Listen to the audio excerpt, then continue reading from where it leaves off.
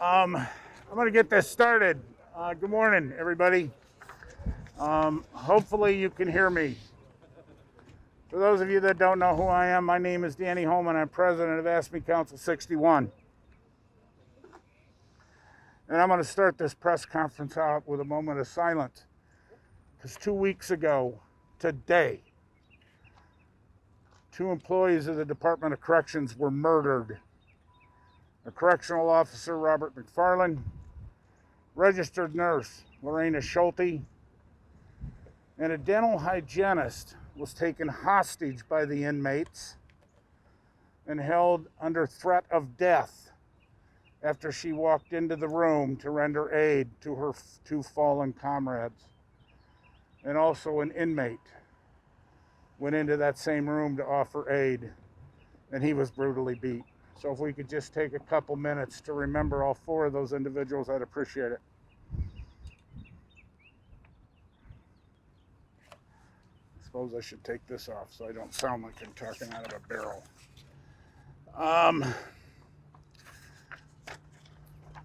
All 4 of those individuals were heroes in one way, shape, or form.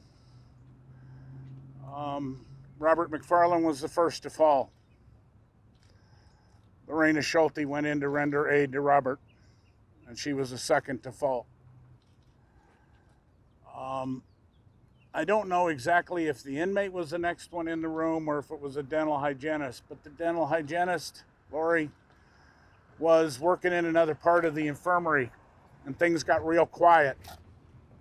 She went in to investigate, opened the door, seen blood on the floor, walked into that room saying, "Can I help somebody in here?" and was taken hostage. Those are the definitions of heroes. This morning I was asked to come and testify in front of the House subcommittee, the Justice Approach Bill. And when I got called on by Marty Anderson, went and took my chair, sat down, and the gentleman who was running the meeting told me to make sure I had my mic turned on. All of a sudden, it wasn't okay for Dan Homan to talk in that subcommittee meeting. You know, they probably would have been better to let me talk in that committee meeting than bring that out here to you. This is how the Republicans treat people in this state. They don't want to hear from the citizens of this state. They want to run their program.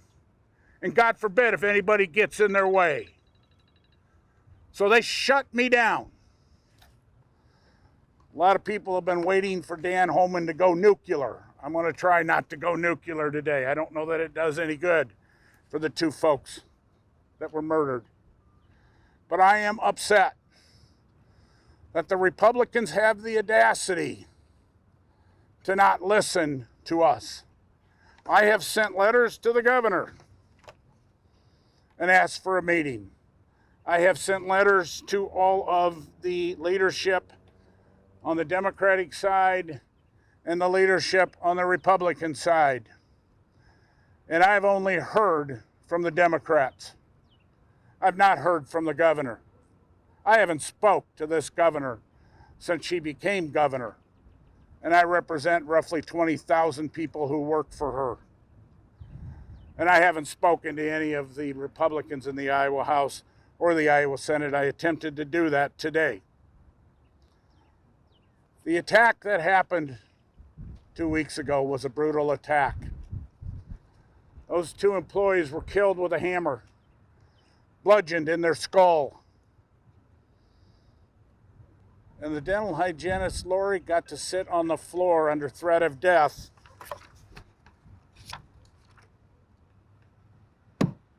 and got to listen to Lorena die.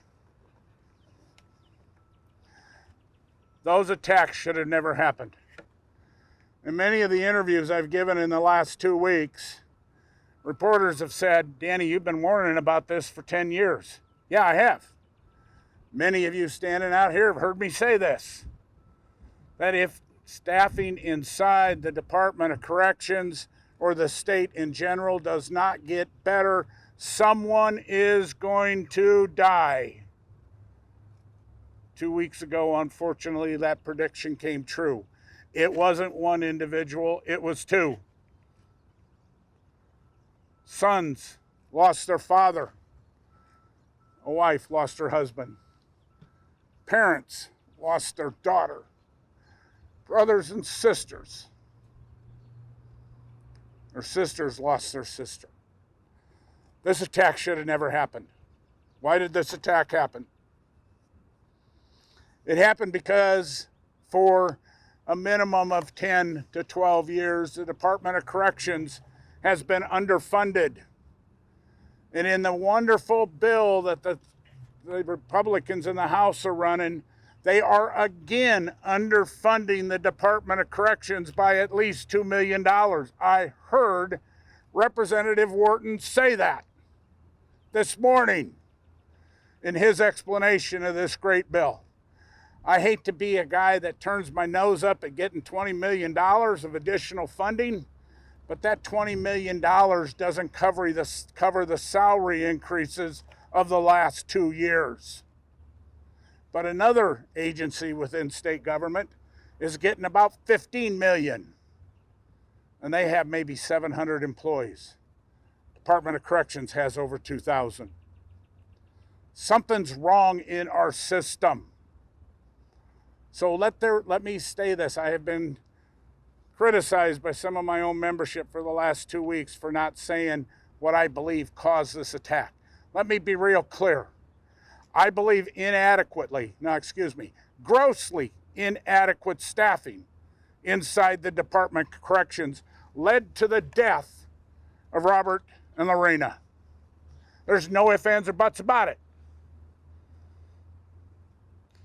In 2017, there was an appropriation to hire for $2 million to hire, I believe it was 37 correctional officers.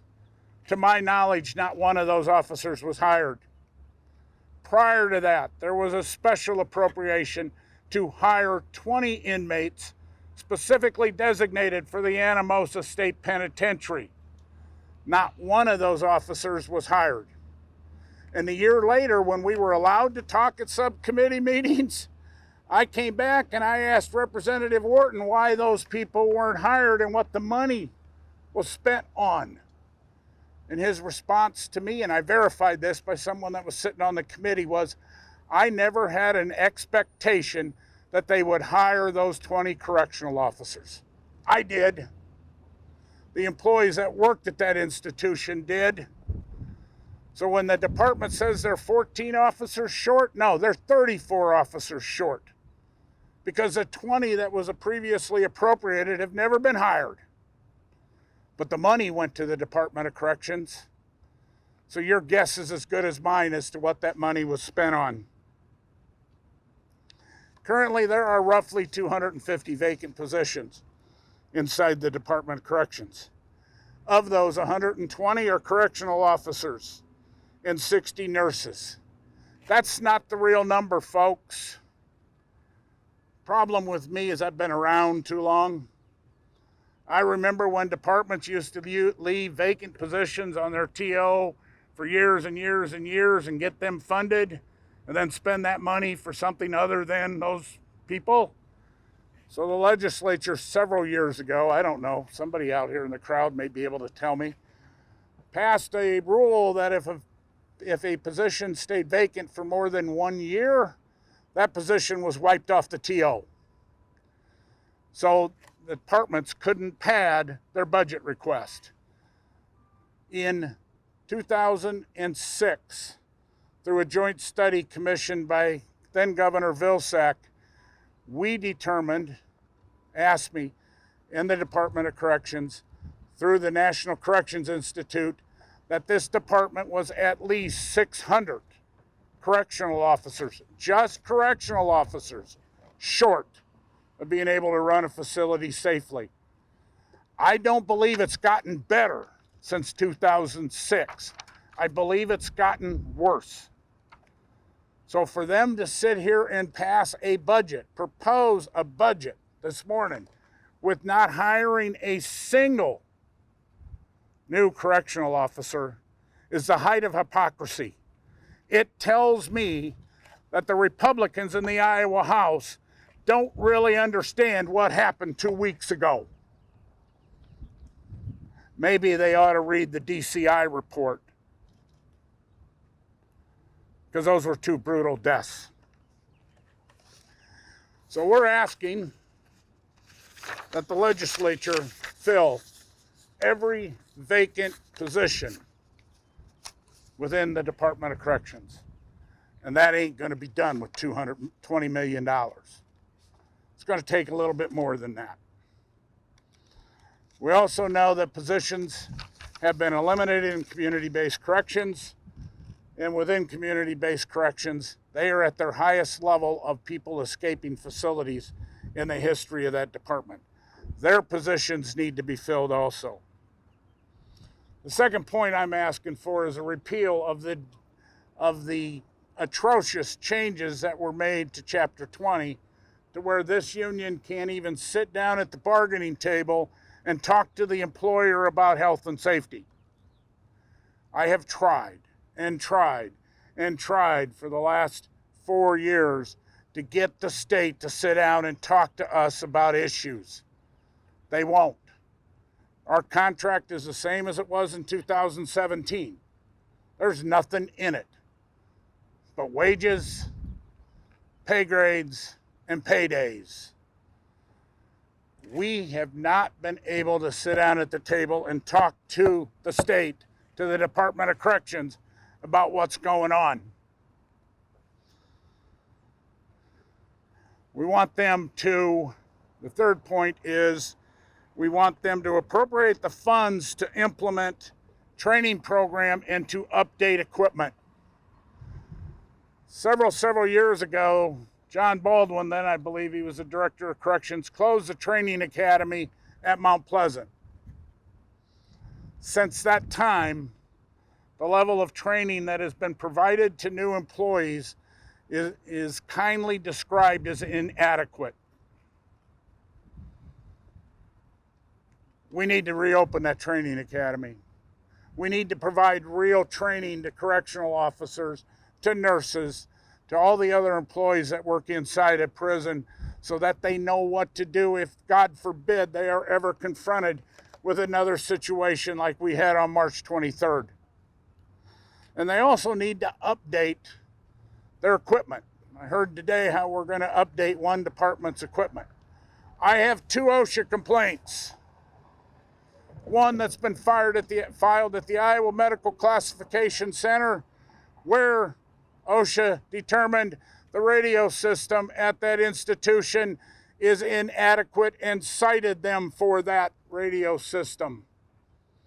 And I also have an OSHA complaint where Anamosa was cited for the same thing, and I believe the OSHA inspector called that facility an unsafe place to work in, because radio calls get dropped. If you hit your panic button, maybe it will work, maybe it won't. We replaced the radio system at the Iowa State Penitentiary a couple years ago.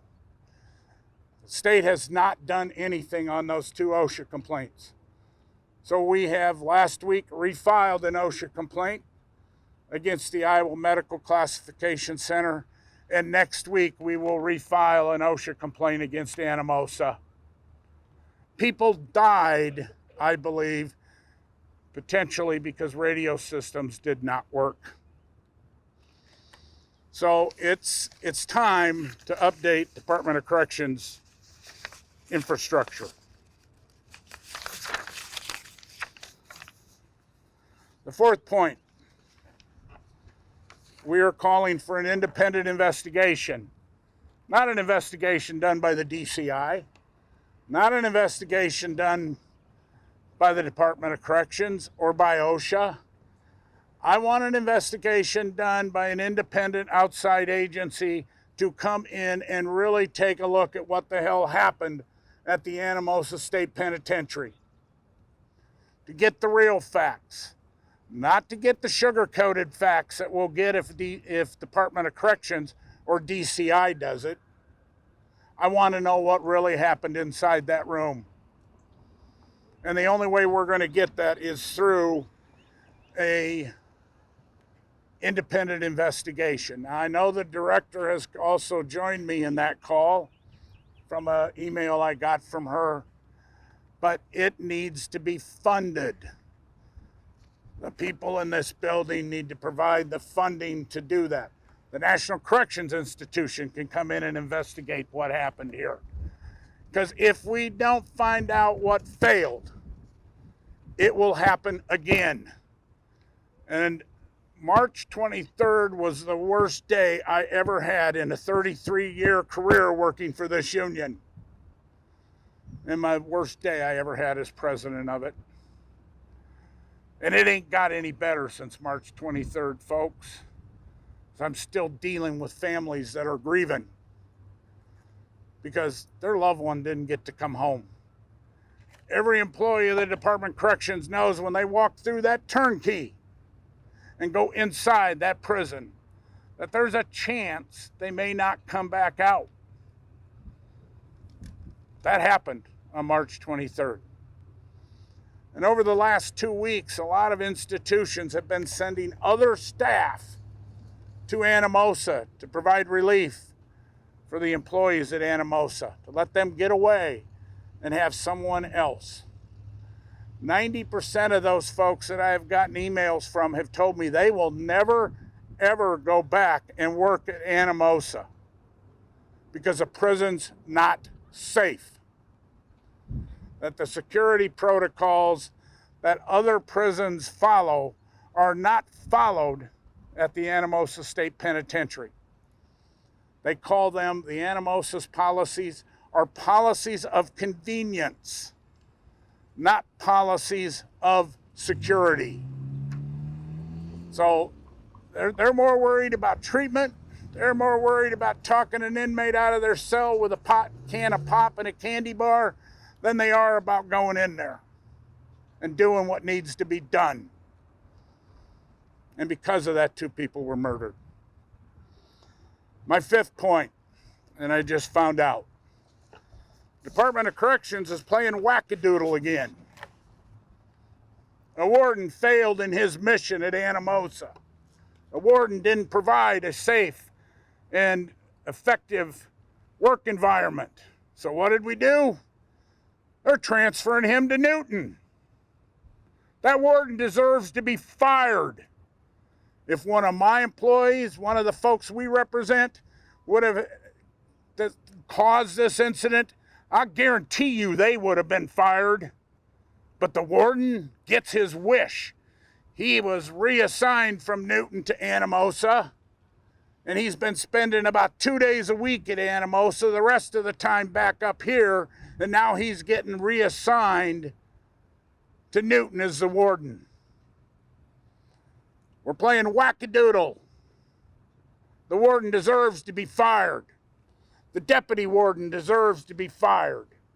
And the security director deserves to be fired. And I am calling for their termination. And this should not be a surprise to the director of corrections, because I told her I was going to do it. If she didn't take appropriate action, I'm going to continue to ask for appropriate action. Those 3 individuals have violated the sacred trust that every correctional officer has, and that's having their buddies back. They didn't have anybody's back. It's their fault this happened. That and short staffing.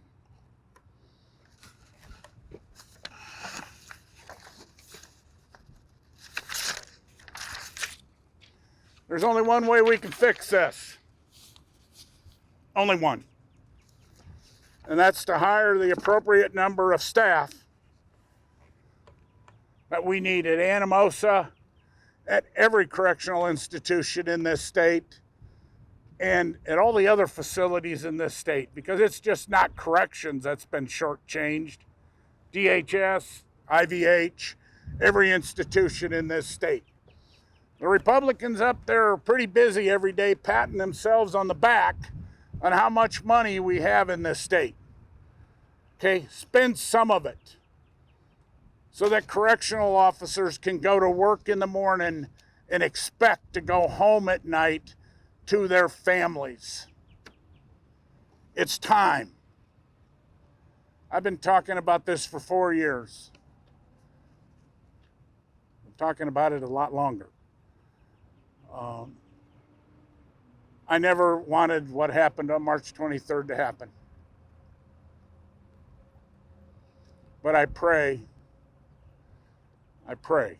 and I hope that something good may come out of that for the rest of the employees that are still working inside the Department of Corrections, so that they can go to work and be safe and not have to worry about being murdered on the job.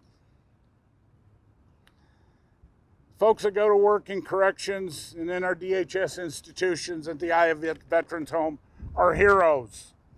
A lot of heroes in this state. I believe I represent about 20,000 of them. They're heroes. They go to work every day. They provide services to the citizens of this state. And many times they're putting their own life in jeopardy by doing that.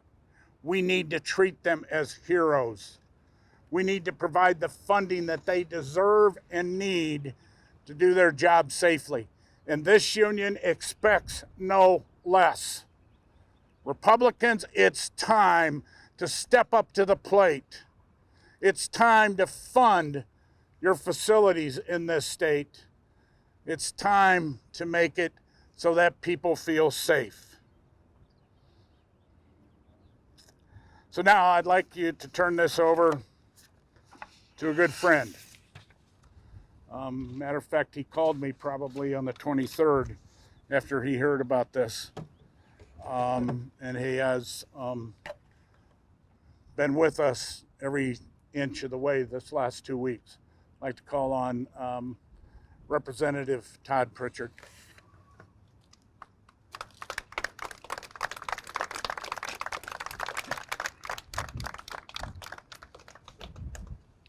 Thank you all for coming. You know, all of us get up every day, we go to work. Those of us who work in this building, we expect that we're going to be able to come home to our family after we complete our work day.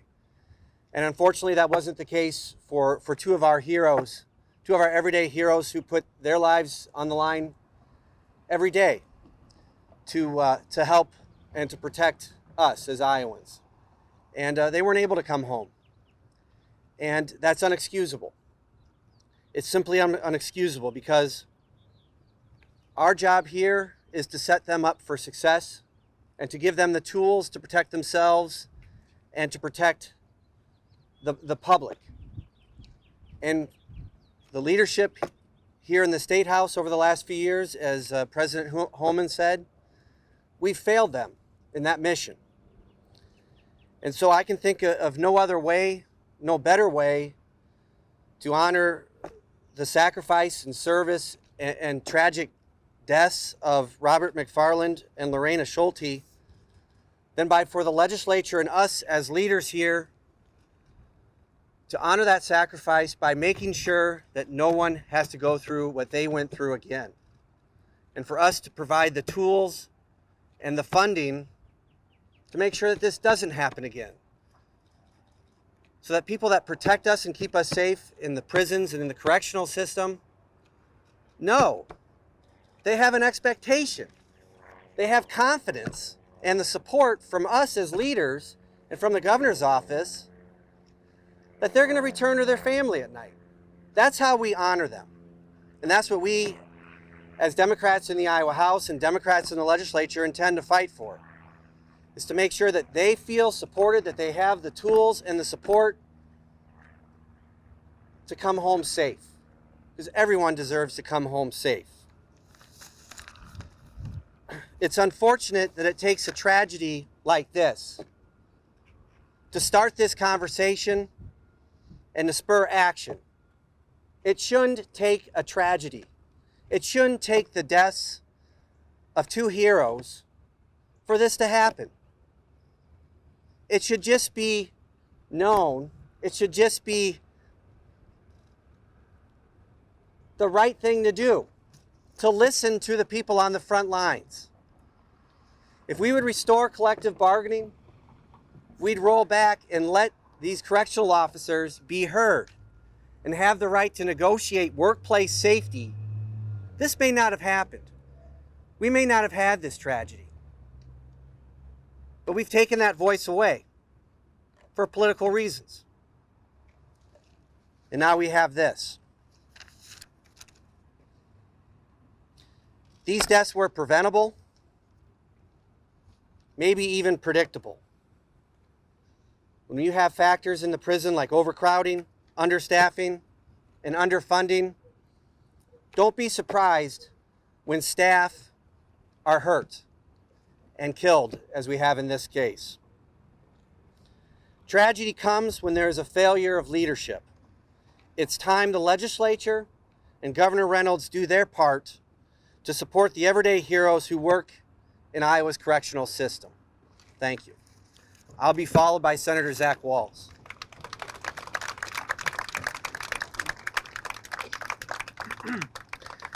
Well, thank you very much, Representative Pritchard, and thank you, President Homan, and everyone at AFSCME for your leadership over these last 2 weeks. And thank you to all the members of our caucuses and AFSCME who are out here today. We appreciate seeing you here as we go through this very difficult time. On the day of the killings of Lorena Schulte and Bob McFarland and the attack on Lori Mathis at Anamosa State Penitentiary, President Homan said that no one should ever have to go to work and worry about whether they will come home or not. And unfortunately for two Iowans who had committed their lives to keeping our communities safe, they won't be going home tonight.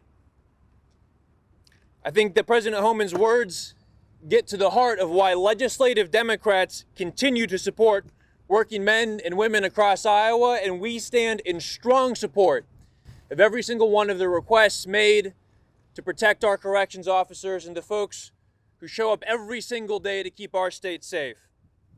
Now, Republicans have said in the last few months that they want to be the party of the working class. Well, where the hell are they?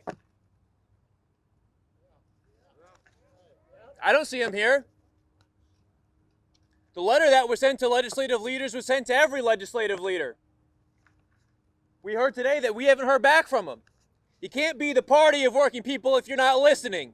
You can't be the party of working people if you don't show up. We've heard over the last several months that Republicans want to protect free speech, and earlier today they tried to silence the president of the union who speaks for those workers. It's shameful and it's wrong. And what we saw at Anamosa in March was that Republican underfunding of our justice system has had deadly consequences. And that is why we must do more than simply pray for those who have lost their lives. It's why we have to do more than just fly the flags at half-staff. We have to take action because enough is enough.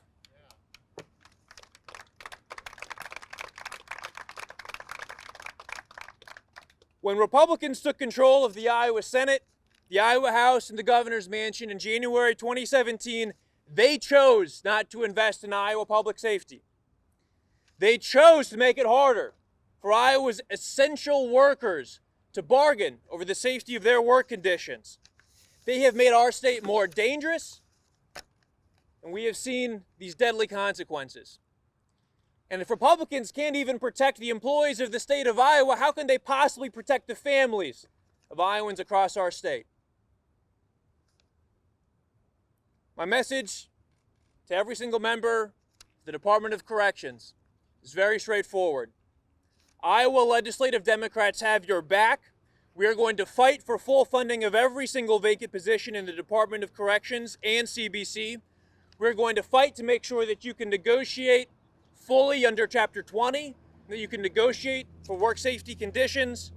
We're going to fight to fund the necessary and clearly additional training and equipment that is needed to protect our workers. And finally, we fully support an outside and external investigation so we can figure out the truth of what happened at Anamosa. The legislature has taken decisive action in the closing weeks of session before. We were all out here just last summer following a similar type legislative process. And if the legislature wants to honor the memory of Lorena Schulte and Bob McFarland, then we have to protect the lives of every single one of our workers in the Department of Corrections across this state and that will make our state safer, make our community safer for years to come. Thank you very much.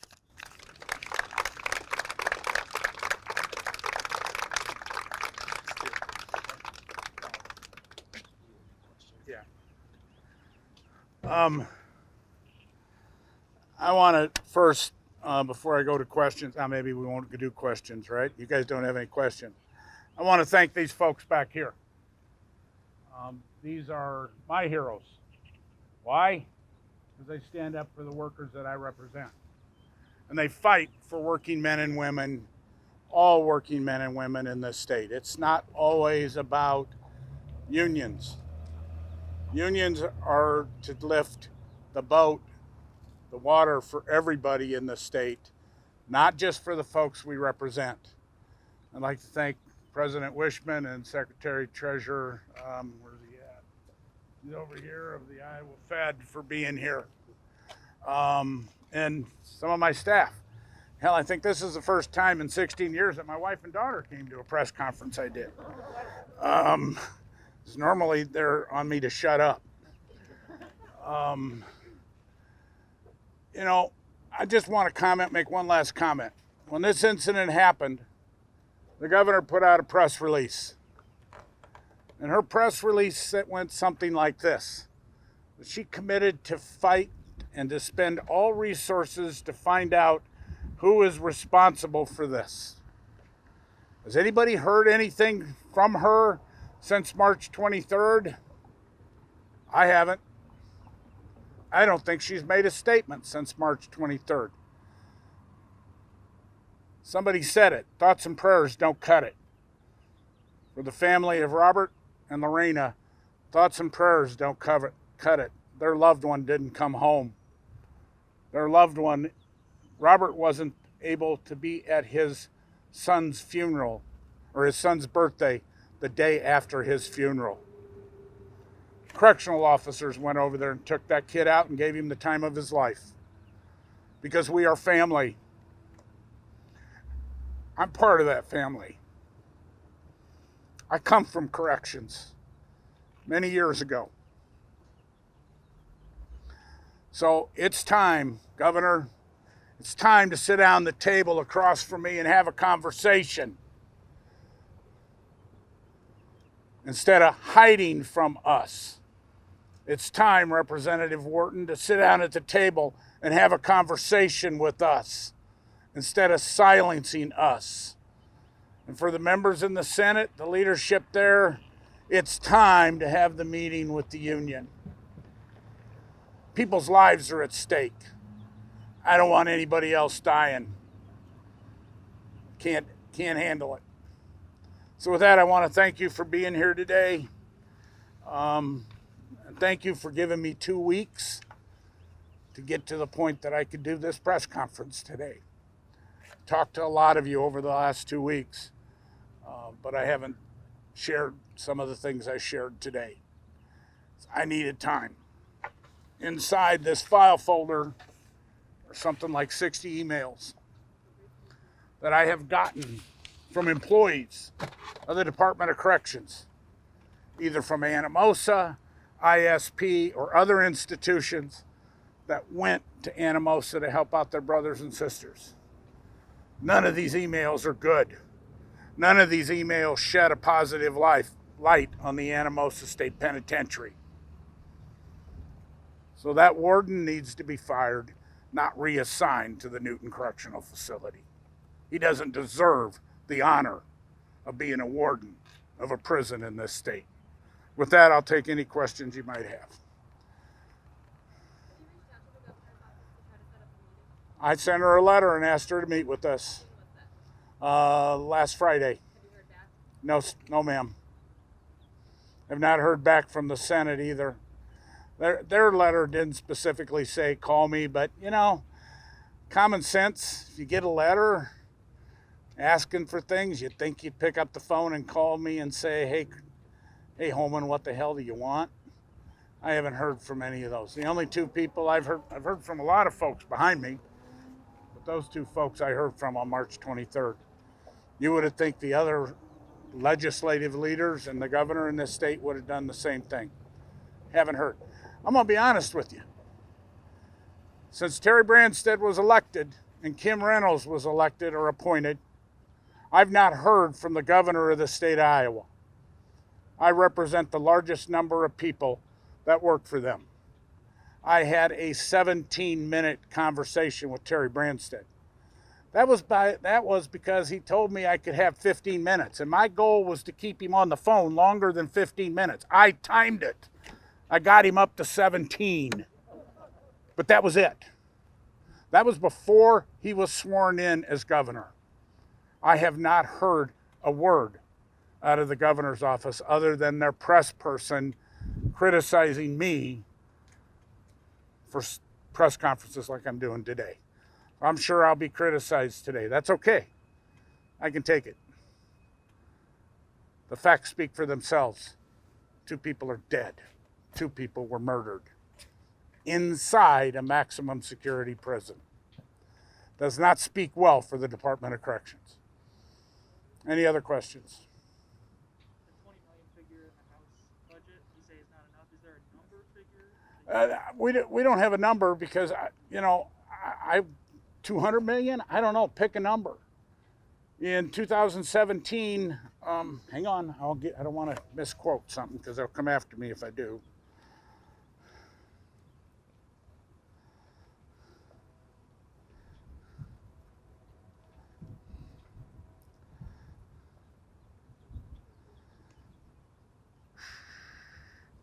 In 2014, for fiscal year 15, $2 million to add 37 correctional officers at 9 institutions. So, This question about $20 million. yeah, All right, so we're proposed $20 million. We don't even really have an investigation as to what happened. We don't know what happened. So here we are. We have no investigation. We're just going to say here's $20 million. Let's get to the root of this problem. Let's talk about workplace safety. Let's talk about correctional officers being able to negotiate workplace safety with administration and staff in the Department of Corrections. So there's a collaborative effort amongst correctional officers and amongst the management to make these prisons safe for the correctional officers, for the inmates, for everybody. $20 million, where does that come from? Let's have an honest discussion about what's going to make people safe in the workplace and in the Department of Corrections. I will add to that. Representative Wharton's words this morning as he was explaining this so-called proposed budget is that he was given DOC, said 20, and then he said 21 million, and that would not cover the wage adjustments. So no, what they're proposing in the Iowa House is not adding one single correctional officer to the mix. That's to pay for salary adjustments for the last 2 years. So you try to figure it out. How many? We're 260 short. I would say an average correctional officer makes $70,000 a year, $80,000 a year, wages and benefits. I don't know. My Catholic school education won't let me do that big of math without a calculator. But that's a lot of money. And this state's got it. That's the shame of all of this. This state's got it. But those folks are more focused on giving principal finance a tax cut than they are making it safe for employees to go to work. That's a fact. Any other questions? Hearing none, I really do appreciate you coming out today. Thank you for spending the time and your energy to get here. Have a great day, everybody.